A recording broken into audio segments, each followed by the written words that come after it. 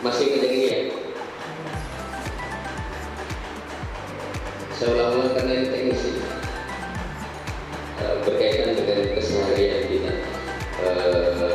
Pergolakan hati kita sesungguhnya antara dua hal ini. Ketika Allah menyampaikan kepada kita bahwa diri kita ini terdiri dari dua komponen ini, sehingga perjalanan hidup kita memilih apa, memutuskan untuk apa dan seterusnya, itu tidak keluar dari pengaruh dua hal ini. Hanya masalahnya yang mempengaruhi kita dominan jasad atau ruh, dan kita harus benar-benar paham mana yang harusnya kita jadikan pemimpin untuk memandu kehidupan kita, jasadnya atau ruhnya. Dan ini kemarin kita sudah lewat. Jasad kemarin apa? Bawaan jasad itu dorongan apa? Masih ingat?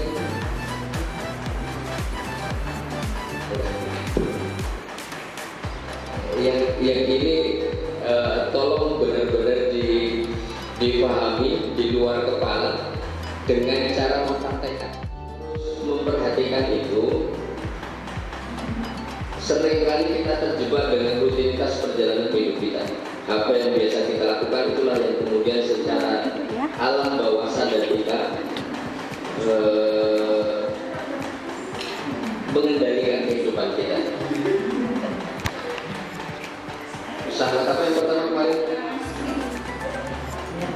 Sahabat apa? Sudah biar tidak boleh.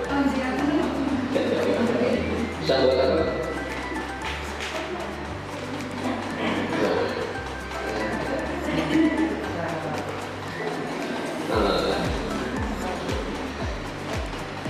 Tapi sudah dipraktekkan ya?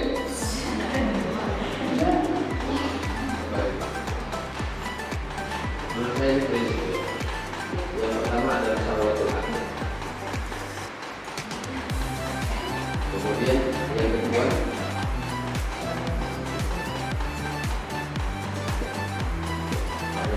yang ketiga, yang keempat,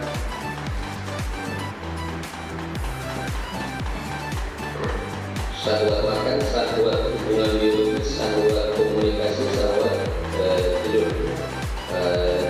Tiga dorongan ini bawaan jasad.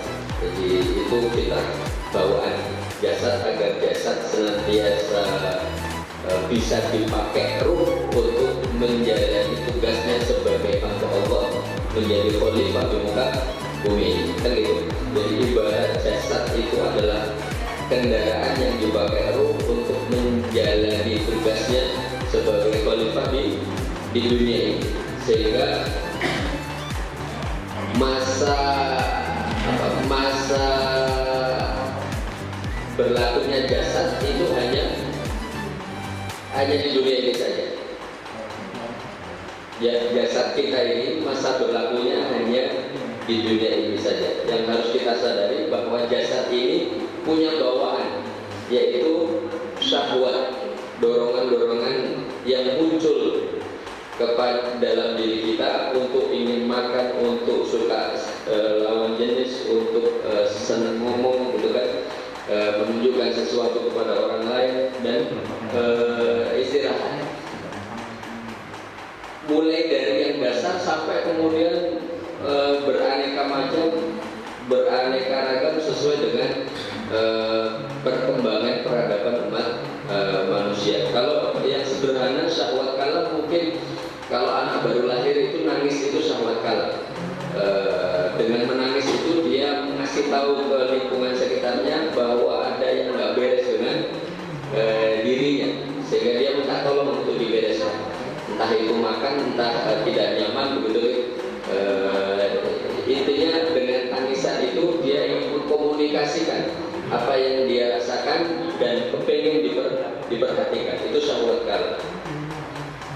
Nah, turunan dari syahwat kalam ini yang bisa jadi dalam kehidupan kita tidak terasa itu ketika kita berkeinginan punya rumah yang bagus megah, gitu kan. Terus pakaian yang paling bagus di antara teman-teman yang punya,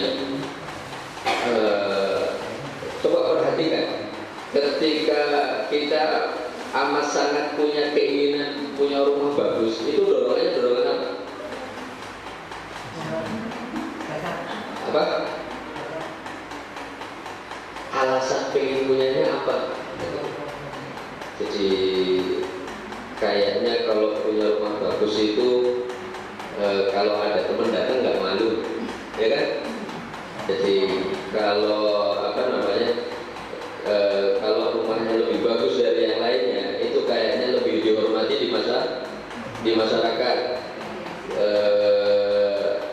Berarti itu apa ya? Masalah apa itu? Dia ingin menginformasikan eksistensinya kepada orang-orang di sekitarnya. Berarti itu bagian dari syahwat alam. Jadi kira-kira kalau bilang meskipun rumah saya jelek tapi uang saya di bank banyak, terus bikin spanduk tempel depan rumah, kan nggak indah ya? Ya kan nggak, apa istilahnya, nggak indah. Tapi indahnya ya uangnya itu dibikin menjadi bangunan yang megah. Itu bahasa sederhananya. Ini loh, saya ini sugih, duit itu oke. Ketika dasar bikin rumahnya itu karena itu. Jadi untuk mengkomunikasikan apa yang ada dalam dorongan diri kita, bahwa saya itu punya duit, bahwa saya itu kepingin kalian hargai, bahwa saya itu begini-begini. Itu namanya syahwat halal. Termasuk ketika dengan pilih baju, pilih apapun begitu ya. Ketika dasarnya agar orang lain tahu begitu ya, pengen merespon yang baik terhadap diri jenengan, maka itu syahwat halal. Tapi kalau alasan pengen punya rumah yang bagus itu adalah kayaknya kalau rumahnya bagus itu tidurnya lebih nyaman, terus kemudian bisa lebih aman dan seterusnya, maka dorongan pengen punya rumah bagus karena unsur kenyamanan, ya, kenikmatan hidup, itu bisa jadi turunan dari syahwat naum. Syahwat naum termasuk bermalas-malasan, tidak ingin ngapa-ngapain, tahu-tahu kaya, itu sebenarnya turunan dari syahwat naum. Kira-kira sampai sini ada yang ditanyakan? Bapak Ibu sudah ingat ya? Sudah ingat ya? Sudah ya? Syahwat ini bawaan jasad. Ingat bahwa syahwat dorongan-dorongan ini semua bawaan jasad yang Allah berikan dalam rangka untuk keberlangsungan jasad bisa menjalani hidup dipakai ruh sampai batas ajalnya. Ya. Tapi ya dari situ Bapak Ibu, yang poin yang amat sangat harus kita pegang adalah yang harus benar-benar kita pahami. Jadi dorongan-dorongan segala macam keinginan yang muncul dari diri kita untuk ini, untuk itu dan lain sebagainya, yang dasar keberangkatannya adalah kebutuhan jasad, maka pemenuhannya cukup sebatas apa yang menjadi hajatnya jasad. Jadi kan kita kadang mosok pengen punya rumah bagus nggak boleh kan? Uangnya juga punya. Terus keinginan seperti itu kan kadang yang bikin kita semangat untuk bekerja sehingga kita lebih kreatif, lebih inovatif dan seterusnya. Dengan mempunyai keinginan punya rumah bagus, punya kendaraan bagus dan lain sebagainya. Mosok kayak gitu nggak boleh. Bukan boleh tidak boleh, gitu. Bukan boleh tidak boleh. Kita harus paham dulu petanya, bahwa itu dorongan itu muncul bawaan jasad, toleransi untuk kita memperturutkan syahwat ini itu yang wajib hanya sampai batas kebutuhan atau hajat jasad terpenuhi. Batasan terpenuhinya apa? Kalau itu tidak terpenuhi, jasadnya bermasalah. Ya. Kalau tidak terpenuhi, jasadnya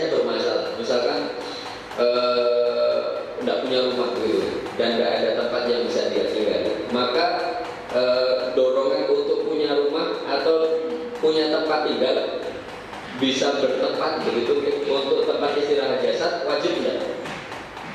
Wajib, karena kalau kemudian dia tidurnya di kebun, paling hanya bertahan beberapa hari, kemudian akan sakit, badannya bermasalah, sehingga memenuhi hajat tubuh untuk bisa mendapatkan tempat perlindungan untuk tinggal, untuk istirahat, itu menjadi wajib. Tapi batasannya begitu sudah mendapatkan tempat yang bisa dipakai untuk istirahat, menjaga kesehatan keselamatan jasad, maka itu sudah cukup. Bahwa kemudian kepengen yang modelnya kayak ini, pakai lantainya yang dari granit, terus harus ada AC, harus ada ini dan lain sebagainya, itu sudah bukan batas hajat, ya, bukan batas hajat. Sehingga kita harus bertanya lebih kritis ketika dorongan itu muncul. Harus kritis, jangan sampai mentang-mentang duitnya ada, ya kan, kemudian kita ngikut saja gitu. Kemudian kita ngikut saja, karena apa? Karena kalau tidak kita kritisi, dorongan itu akan terus mendorong kita. Begitu sampai pada level yang kita inginkan, dia tidak akan berhenti mendorong, dia akan terus mendorong. Padahal kata kunci yang Allah berikan berkaitan dengan syahwat ini apa? Dengan kata kunci adalah wa amma man khafa maqama rabbih wa nahan nafsa. Naha an-nafsa 'anil hawa.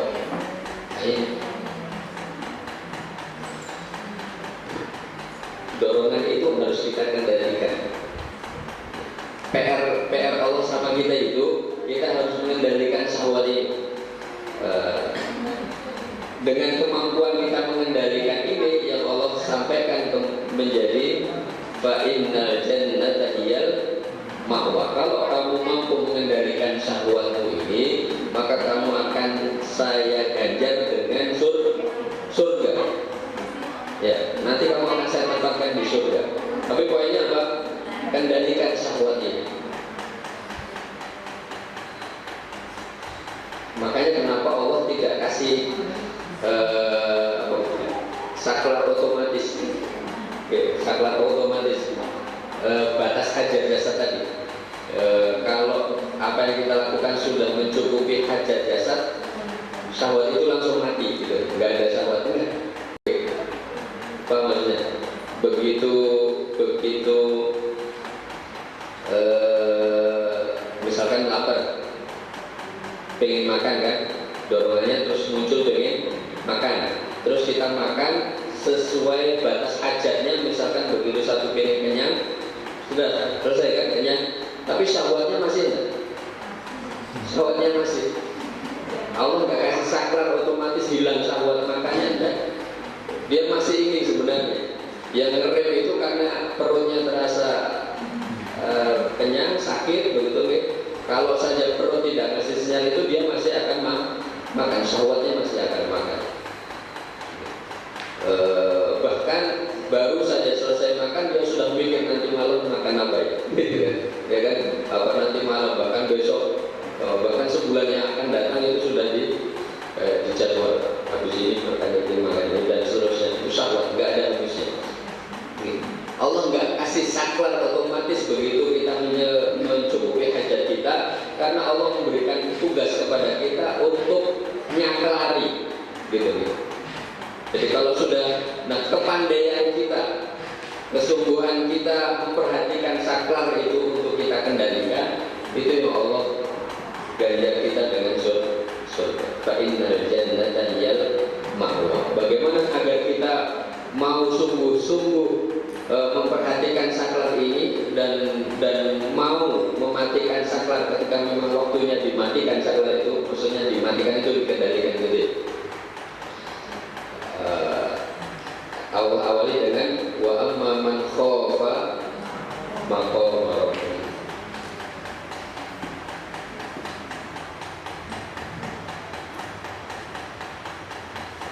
maqama Rabbi. Kita harus sampai pada level benar-benar punya rasa takut kepada Rabb kita, maka kita baru akan ngeh dengan pentingnya pengendalian hawa nafsu. Ketika kita belum benar-benar takut sama Allah, sama Tuhan kita, sama Rabb kita, dengan pemahaman akan kedudukannya atas kita, maka untuk mengendalikan nafsu ini berat. Nah, di surat Al-Ma'arij ayat 19 sampai ayat 35 itu Allah juga memberikan informasi kepada kita. Innal insana khuliqa halu'a idza massahu syarru jazu'a wa idza massahu khairu manu'a. Tersebut bahwa sesungguhnya manusia itu diciptakan dalam keadaan berkeluh kesah, lagi kikir. Jadi halu itu kata hala itu keinginan yang menggebu-gebu, kaget, tidak terima gitu, keluh kesah yang kemudian dimaknai begitu berkeluh kesah, dorongan yang amat sangat kuat. Jadi karena manusia itu diciptakan oleh Allah punya dorongan yang kuat, maka ketika muncul dorongan itu, keinginan itu menjadikan dia gelisah untuk memikirkan bagaimana mendapatkannya, hingga ketika gagal mendapatkannya pun dia akan gelisah. Jangan begitu kepikiran butuh motor, gelisah. Oke. Iya kan, pikirannya kan fokusnya terus ke situ. Gimana ya ini, kita butuh motor ini, harus beli. Ini sudah tidak bisa ditoleransi, harus beli. Gimana caranya beli? Sementara tidak punya tabungan. Ya kan, mikir cari cara bagaimana untuk mendapatkannya. Yang ketika dia larut di situ, maka dia akan benar-benar terbawa dalam kegelisahan.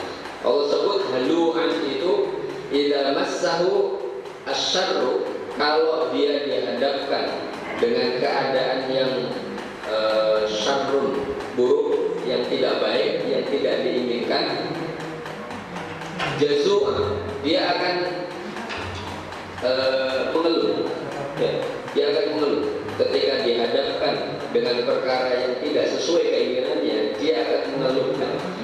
Wa idza massahul khairu, dan ketika dihadapkan dengan keadaan yang baik, diberikan keleluasaan, kenikmatan, diberi harta, manua, dia cenderung menahan, kikir. Jadi ya kikir, tidak suka berbagi.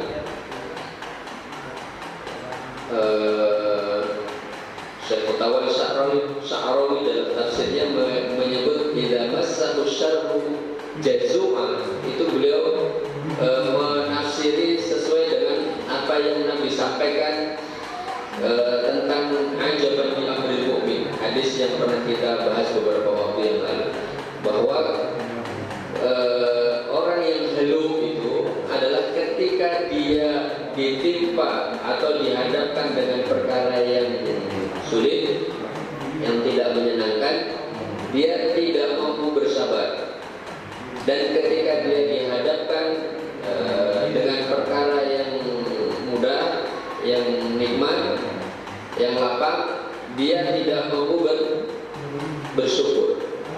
Nah, Allah sebut innal insan, sesungguhnya manusia. Artinya apa?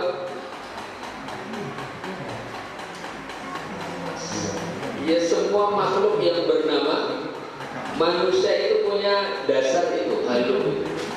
Dia cepat ngeluhnya, dia cepat gelisahnya. Respon dasarnya, kalau dia tidak pakai hukum pengendalian, maka yang akan muncul itu. Jadi begitu ada yang sulit mesti gitu kan? Waduh, baru astagfirullah ketika ingat ya Allah, nyunahkan dan bapak saya mengeluh kan gitu. Tapi ketika dia tidak sadar, tidak gunakan petunjuk dari Allah, maka yang akan muncul begitu. Semuanya begitu. Ketika sulit dia akan mengeluh, ketika mudah pengennya jangan sampai lepas, ya kan? Pengennya nikmat itu jangan sampai lepas dari pikir. Baru ketika dia mengikuti hidayah, mengikuti petunjuk, merelakan untuk berbagi, memaksakan diri untuk berbuat baik kepada orang lain karena memahami. Bapak Ibu, itu diri kita manusia yang harus kita pahami. Jasad itu punya dimensi kebahagiaannya sebagaimana ruh punya dimensi kebahagiaan. Kita dengan berbagai macam usaha yang kita lakukan, aktivitas yang kita pilih, pengorbanan yang kita lakukan, itu kalau ditanya yang dicari apa? Bapak Ibu? Apa? Jangan mau repot-repot jadi guru itu. Kenapa Bapak Ibu? Jangan mau jadi guru, coba kalau ditelusuri pakai ini coba. Jangan jadi guru itu kira-kira unsur ini atau unsur ini yang dominan? Ya? Enggak, saya bilang yang terbesar yang mana yang dominan? Yang dominan yang mana? Dasar. Contohnya apa? Enggak, kok jangan berani bilang jasad itu karena dorongan terkuatnya apa?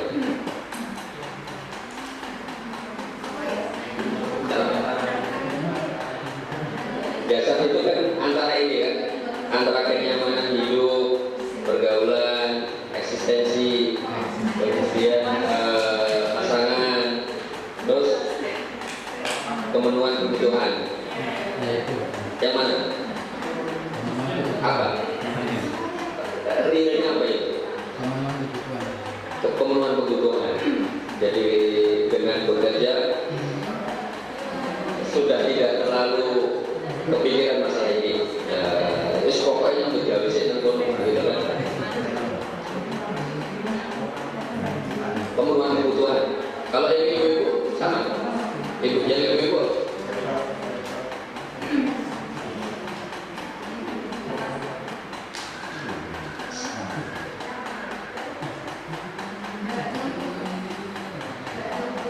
apa kita jauh beda, tidak jauh beda.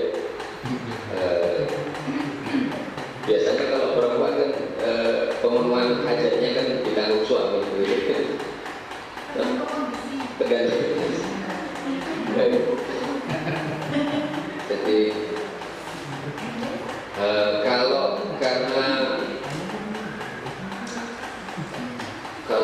kalau di rumah itu dirasanya morot tua ya misalkan. Nah itu masuk di mana?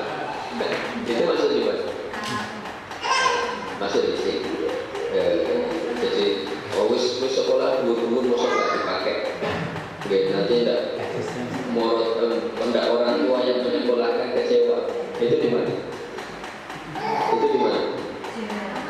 Hah?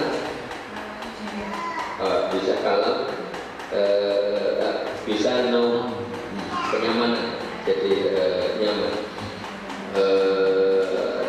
Iya, gimana ya? Di rumahnya itu dongeng gaweannya pirang-pirang tapi nggak enak.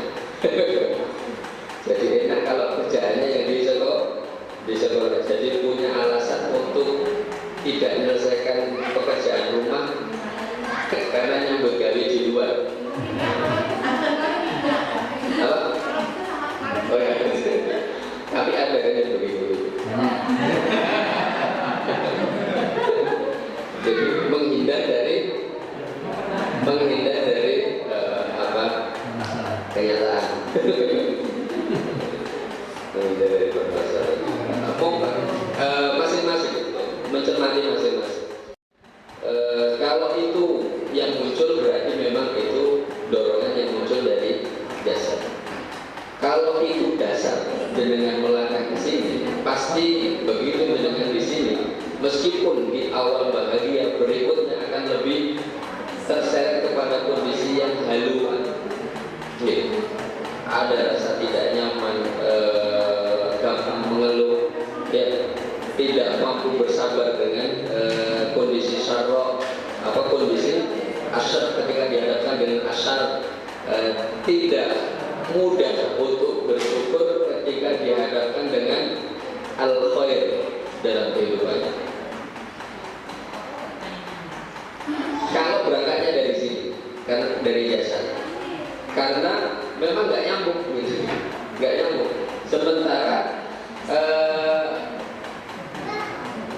Bapak Ibu, yang harus kita pahami sebagaimana jasad ini hanya untuk urusan dunia ini, maka segala kebahagiaan yang pemenuhannya atas hajat jasad itu pun sifatnya hanya sementara. Rasa senangnya itu hanya ada sementara. Sementara kebahagiaan yang jenengan rasakan, ya, kebahagiaan hidup yang didambakan oleh banyak orang, itu sebenarnya yang merasakan jasadnya atau rohnya. Bahagia, damai, itu yang merasakan mana? Yang didambakan banyak orang itu. Kebahagiaan yang dirasakan oleh hatinya, oleh rohnya, kan? Oleh rohnya. Nah, yang harus kita pahami, kebahagiaan roh itu ketika terpenuhinya ini atau ada hal yang lain? Apa? Yang kemarin yang Allah sebutkan, yang Allah sebutkan apa? Bapak Ibu? Jadi kalau terpenuhinya kebutuhan jasad, maka itu bahagia versi jasad. Nah, bahagia versi jasadnya itu jasadnya sehat, nyaman dipakai, orang pegel-pegel, itu kira-kira itu bahagianya, bahasa bahagianya jasad. Sementara bahasa bahagianya ruh itu ya ketentraman, kenyamanan yang kita rasakan, yang Allah sebut ketika Allah menurunkan kita. Kemarin sudah kita sampaikan Bapak Ibu, ketika Nabi Adam dan Siti Hawa diturunkan ke muka bumi, maka apa yang Allah pesankan? Qul nahbitu minha jami'a fa imma ya'tiyanakum minni hudan.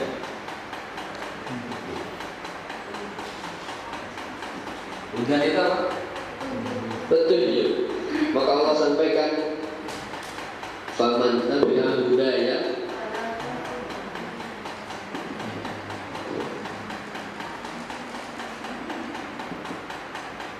ala alaihim walahu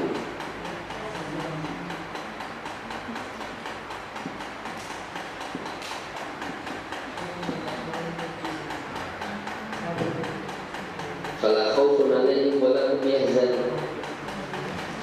Definisi kebahagiaan apa? Jadi kan mendefinisikan kebahagiaan itu apa? Saat cita-cita punya rumah tercapai, saat lulus sekolah, saat diterima bekerja, saat menikah, atau yang bagaimana? Jangan mendefinisikan kebahagiaan. Saat nyaman. Yang gimana? Saat nyaman itu. Kapan? Jadi kan merasa nyaman itu apa? Ketika orang doyan-doyan, orang dirusui anaknya, kapan bu? Ya, saat kondisi nyaman itu bisa dari kondisi sehatnya, terus tidak pikiran, tidak banyak anak lagi, terus dengan yang definisikan itu kira-kira bahagia itu bisa setiap saat atau rodo aneh yang boleh? sebenarnya bisa setiap saat. Kenyataannya? Bapak Ibu, kita perlu bertanya kepada Allah tentang definisi kebahagiaan. Allah sampaikan ketika Nabi Adam diturunkan ke bumi itu kan takut. Iya kan? Apa belum? Terus saya nanti gimana kalau di surga kemarin kan begini. Apa-apa ada terus semuanya diperhatikan sama Allah. Terus kalau di dunia besok gimana? Gitu. Maka Allah sebut faman tabi'al huda ya. Fa'imaya yang nakum minni, dan kalau ada di antara kalian yang mendapati petunjuk dariku, maka barang siapa mengikuti petunjukku, fala khaufun alaihim wa lahum yahzanun. Bahagia versi Allah itu keadaan di mana dalam jiwanya tidak ada rasa takut, rasa khawatir akan apa yang dihadapi, dan tidak ada rasa sedih dari apa yang telah lalu dari kehidupan. Itu kondisi bahagia. Dengan definisi ini Bapak Ibu, maka kebahagiaan itu bagi orang beriman dalam keadaan apapun, bagaimanapun dia bisa mencapai kebahagiaan. Caranya gimana?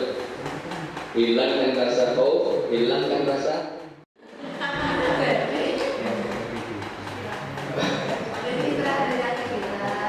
apa? Jangan milih sakit atau milih bisa beraktivitas.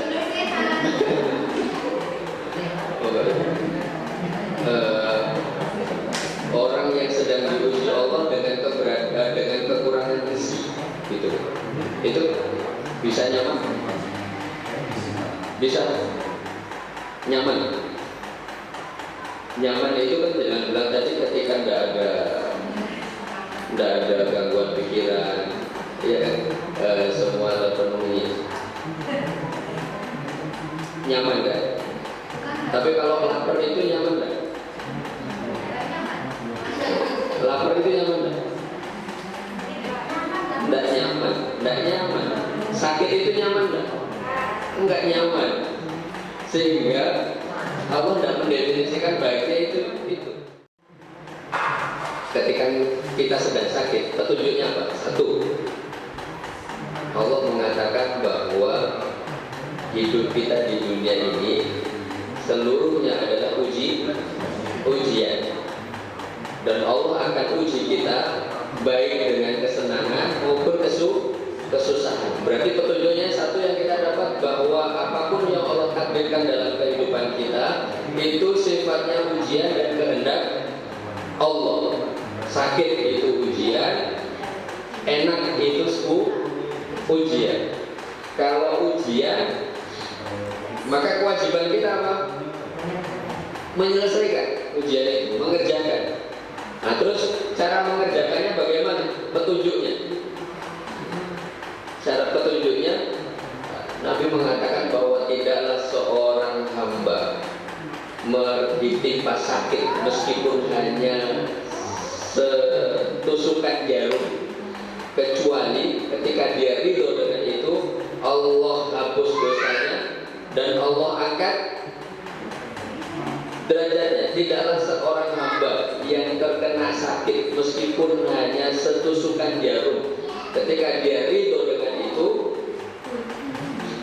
maka Allah hapus dosanya dan Allah angkat derajatnya. Kita sudah paham bahwa ujian dari Allah itu kadang sulit, kadang mudah, kadang kesulitan, kadang kenikmatan. Sehingga begitu menimpa kita kesulitan, kita tidak bersedih. Kenapa? Ini kan ujian dari Allah. Ini kan maunya Allah. Tugas saya bukan membandingkan enak mudah atau enak sulit, tetapi ini yang Allah berikan kepada saya adalah soal di mana saya harus menghadapi kesulitan.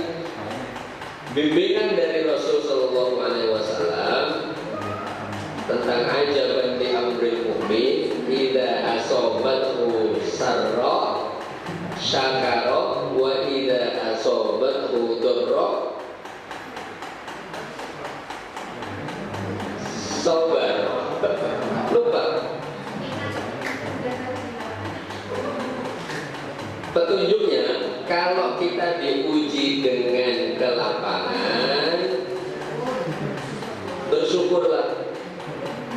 Ketika diuji dengan kesulitan, bersabarlah. Maka begitu muncul dalam kenyataan kita bahwa ya Allah takdirmu hari ini engkau uji dengan dirawat di rumah sakit, ya, maka dia tidak akan menyalahkan waktu. Ingin data pipitan, akhirnya penyakitnya terus masuk rumah sakit, dia nggak akan. Itu menunjukkan bahwa dia sedih dengan keputusannya yang kemarin. Ya, keputusannya ingin pipitan, akhirnya tiba data dirawat di rumah sakit. Sehingga di rumah sakit itu isinya orang salah kayak data ngejauh barang. Ya kan kemana-mana. Kok yang ini aku yang data gelap di jauh pipitan. Biasanya aku yang megah pipitan, kok ini data melu pipitan. Kabeh disalahi, ini kan dicari-cari. Itu tanda bahwa dia bersedih dengan apa yang telah berlalu dari hidupnya, ya kan? Sehingga itu menjadikan dia tidak bahagia.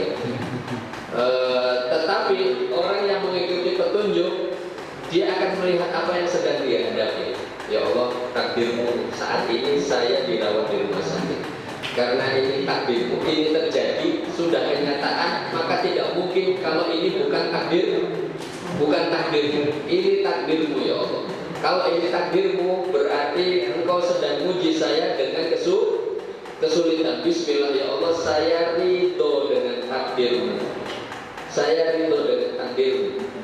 Karena apa? Karena dia paham bahwa semua apa yang Allah tetapkan itu mempunyai peluang untuk menjadi tangga naik derajatnya mendekat kepada Allah. Apapun yang Allah takdirkan kepada seseorang, maka itu adalah tangga untuk dirinya yang sedang Allah hadapkan pada dirinya untuk naik mendekat kepada Allah. Sehingga dengan itu dia bisa, ya Allah matur nuwun, jenengan paringi kula tangga untuk menuju mendekat kepada-Mu. Bismillah ya Allah, karena ini wujud ujiannya sulit, maka beri saya kekuatan untuk bisa bersabar.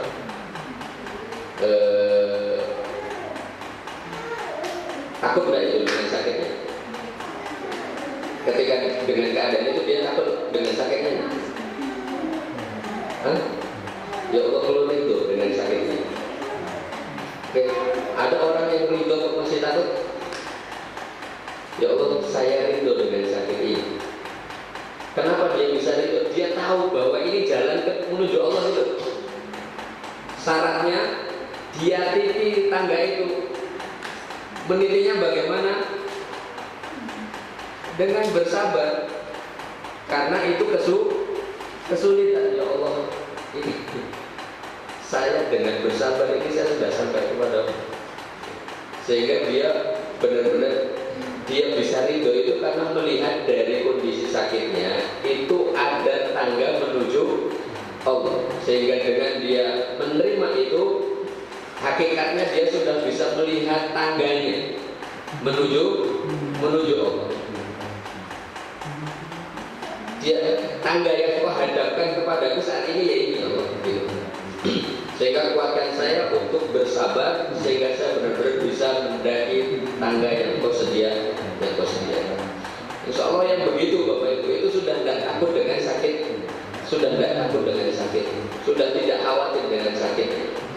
Karena apa? Bahwa ini Allah yang menghendaki. Kalau Allah yang menghendaki, begitu kita terima, tidak mungkin Allah dilunturkan kita. Mesti berikutnya pun Allah akan memperhatikan kita. Satu ya. Yang kedua, ketika tapi kalau masang kerang gitu kan dia tetap sakit. Ya kan? Masang kerang itu kan tetap sakit, tetap sedih ya. Ya kan? Bekas operasi misalkan senut-senut gitu. Itu boleh gimana? Ketika dia mengikuti petunjuk, maka dia ngerti memperlakukannya. Sengkerang gitu kan. Ingat hadis Nabi tadi, tidaklah rasa sakit yang menimpa seseorang meskipun hanya tertusuk jarum kecuali akan menghapus dosanya dan mengangkat derajatnya. Begitu sengkerang dia ingatnya itu, ya Allah matur nuwun, saya cerak air ini, ya kan? Ya Allah semakin dekat.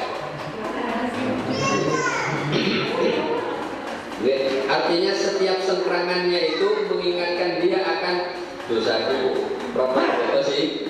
Apa sih? Nikmat ya? Nikmat.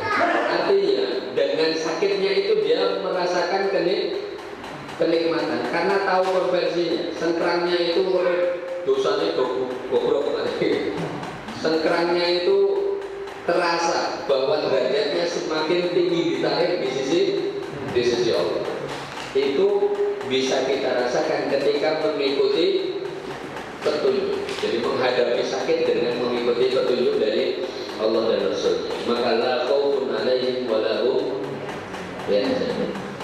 Wayang kulah ke anak pendaftaran nggak ada bilang dino titik mendaftar. Iya. Bikin khawatir apa enggak? Bikin khawatir enggak? Enggak. Wayang daftar ke anak sekolah belum ada dana untuk daftar ke. Takut anaknya nggak bisa sekolah, khawatir anaknya nggak dapat sekolah. Bapak Ibu, cari petunjuknya. Ketika kita harus mendidik anak, sebenarnya pilih sekolah kudu di sini itu dorongan jasad atau mengikuti nekro, dia mengikuti hidayah, mengikuti petunjuk. Jadi saya memutuskan ini karena petunjuknya begini. Saya memutuskan ini karena petunjuk dari Allah dan Rasulnya begini. Itu berarti kendali ruh. Ketika dia mampu menjalani hidupnya dengan ini, insya Allah fala khaufun 'alaihim wa la hum yahzanun. Tetapi kalau yang dia jalankan karena dorongan jasad, jadi anak-anaknya sekolah orang jadi mesti mau orang, padahal untuk biayai sekolah di situ, hitung-hitungannya dia tidak mampu, orang tekan. Tapi masa kita tidak boleh minta sama Allah, pokoknya hitung-hitungan tidak mampu. Tapi Bismillah. Nah masalahnya Bismillahnya itu berangkat dari dorongan ini atau ini gitu loh. Yang harus kita koreksi. Ketika Bismillahnya itu ternyata dorongan ini, anakku sekolah ini izin masalahnya. Jadi dia harus sekolah di sini itu karena pertimbangan syahwat kalam. Jadi kancane dulu sekolah ini nek anake kancaku nek sekolah dulu kabeh. Di situ yang terkenalnya sekolahan elit. Kalau saya tidak anak saya tidak sekolah di situ, minder. Sayanya minder.